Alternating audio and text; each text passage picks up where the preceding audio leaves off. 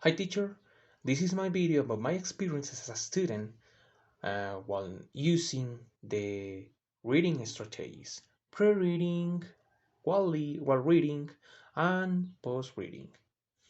Well, first of all, I'd like to share an experience that I got recently. And that experience is when I was preparing this video. First of all, in today's class, in Thursday class, we saw the pre-reading, while reading, and post-reading information about these strategies. So the pre-reading, while reading, and post-reading study was my pre-reading strategy. Then the while reading is the information that I prepare for scanning and skimming processes. And the post-reading is this video. So what I made is that I realized that I made the scanning process when I was looking for the information. Uh, I was reading the scanning and skimming definitions and some examples, and then I applied the scanning process. I looked for specific information. I gave a really quick read to the text, to the whole text, in the scanning and skimming information. That's what I did. Then I've got the main ideas. Then scanning is this process to get specific information, reading a quick read, and then I made them the same with the skimming process. Now the post reading activity is this video. I'm explaining my experience as a student, and then I've got another experience as a student when I was studying mechatronics. I remember that we were 15 people there, so the teacher divided us in teams of 3. And in this case, it doesn't have to do anything with education because we're talking about mechatronics and it's related to engineering and science. So I remember that teacher asked us, okay, guys, I have this article, and then you are going to be divided in teams. But first of all, in this case, I'm talking about a pre-reading activity.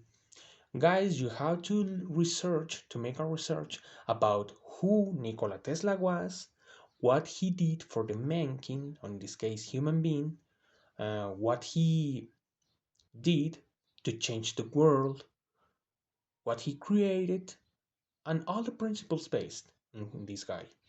So we made the research and we realized that the information that we were going to read while reading was there. Not all the information, just the title. The article was how a Tesla coil worked. So then we made a skimming process. Teacher told us, okay guys, I want you to look for the information, read the titles, give not a quick review, just to look for some points so we can get the general idea about the article. Then teacher asked, that was like the while reading activity. Then we got the post reading activity, and the teacher said, okay, this team, the team number 1, is going to tell me uh, what is a Tesla coil. The other team is going to tell me what are the necessary components to create a Tesla coil.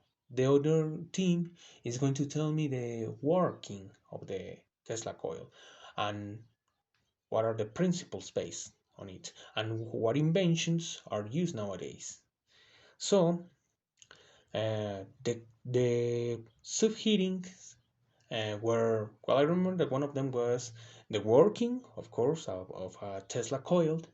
The other one was the components and some tips so we can improve the building of that Tesla coil. In fact, there was another small subheading that say that how you can add how you can make that the coil, as soon as you get close bubble, how the coil can produce music. But there was additional information, and then the fundamentals, so the coil is created and the inventions nowadays we use that are based on it. That's what we did there. For example, what I learned there, that wireless technology like the Wi-Fi, the Bluetooth, the radio which was invented long ago, were based in Nikola Tesla beginnings, because the idea that he had is to create energy, free energy for all the world.